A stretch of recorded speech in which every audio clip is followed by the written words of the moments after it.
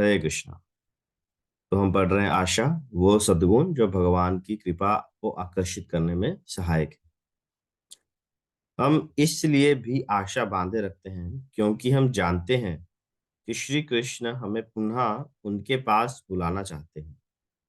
हमें कहा गया है कि हम जितनी भी मात्रा में भक्ति व्यक्त करेंगे, कृष्ण उसी अनुपात में हम अपनी प्रतिक्रिया देंगे।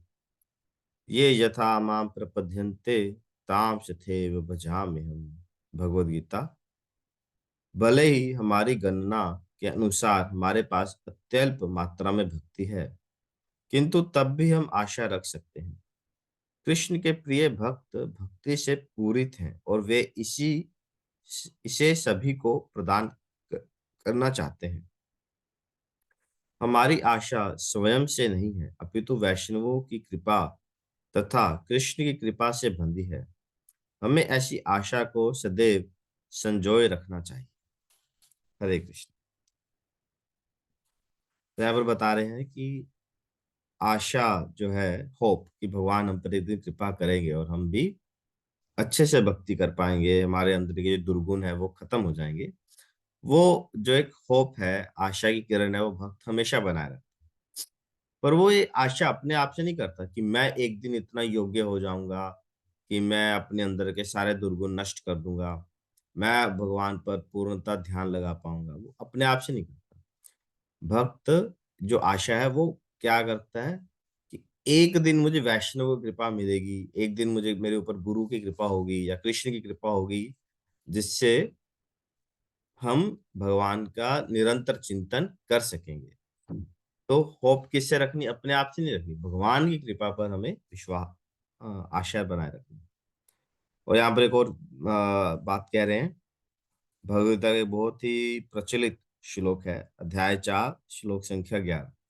ये यथा माम प्रपद्यन्ते ताम थे भजामि। इसमें भगवान कहते हैं, जो जिस मात्रा में या जिस भाव से मेरे पास आता है, जिस भाव से मेरी भक्ति करता है, मैं उसी अनुपात में उसको उसके साथ रेसिप्रोकेट करता हूँ, उसके साथ आदान प्रदान करता हूँ।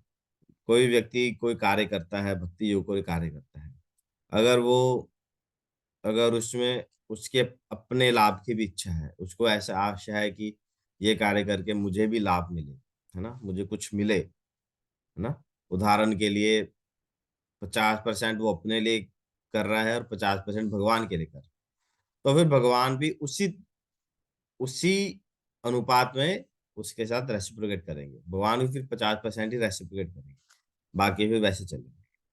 और कोई शुद्ध भक्त है जो पूर्णतः 100% भगवान की भक्ति के लिए कर रहे हैं, तो भगवान उनके साथ 100% रेसिप्रोकेट करेंगे, है ना।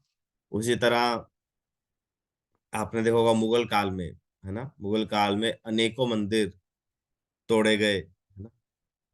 और तो वो लोग थे, वो क्या थे, वो कट्टर थे, वो भगवान को मानते नहीं थे, और मूर्ति में भगवान है इसमें उनको विश्वास नहीं था। उनको क्या लगता था, ये क्या है, पत्थर है। तो उनको भगवान पत्थर ही दिखते थे मूर्ति में, क्योंकि उनका भाव पत्थर, उनको लगता है पत्थर है, तो भगवान भी उनको पत्थर जैसा ही रेसिप्रोकेट कर रहे हैं। और जो भक्त हैं, उसी मूर्ति में भक्त को भगवान दिखते हैं, तो भगवान उनके साथ वैसे रेसिप्रोकेट करते हैं, है ना। उनको लगता रहे ये मूर्ति नहीं, भक्त को लगता है मूर्ति नहीं, ये तो भगवान है। वो भगवान की सेवा करता है, भोग लगाता है, भगवान का श्रृंगार करता है, भगवान को प्रतिदिन देखते हैं। और ऐसे प्रेमी भक्त ये भी बताते हैं कि यार भगवान जो है वो चेंज हो रहे हैं, भगवान का आकार बढ़ रहा है या उनकी भगवान की स्माइल चेंज होती है। प्रेमी भक्त बता पाते हैं। तो क्योंकि भगवान तो हमारे हृदय में स्थित है, जिस प्रकार से हमारा भाव है, जिस प्रकार की हमारी प्रेरणा है, वैसे ही भगवान जो है वो वैसे ही रेसिप्रोकेट करते हैं। इसलिए जब हम हरिनाम जप करते हैं, तो हमें बहुत ही सावधानी पूर्वक जप करना है कि हम किस भाव में जप कर रहे हैं। हम कुछ लाभ प्राप्त करने के लिए कर रहे हैं या फिर सिर्फ आध्यात्मिक उन्नति के लिए हरिनाम का जप कर रहे हैं। क्योंकि हरिनाम भी क्या है, भगवान से अभिन्न है, भगवान और हरिनाम एक ही है।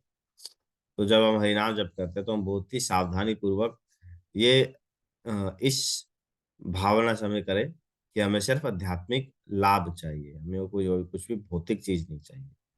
फिर उसी प्रकार फिर जो हरिनाम है, भगवान है, वो भी हमारी साथ रेस्पिकेट करेंगे, हमारी भक्ति बढ़ा। ठीक है, बहुत बहुत धन्यवाद। हरे कृष्ण। आज का हम पढ़ लेते हैं। आज है 30 जनवरी, मंगलवार। जी लिखते हैं।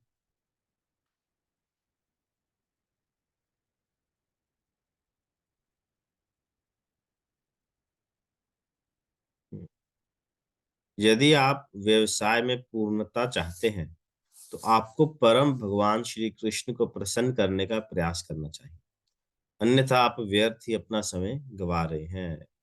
Bharat chambers of commerce, Calcutta, 30 January 1973।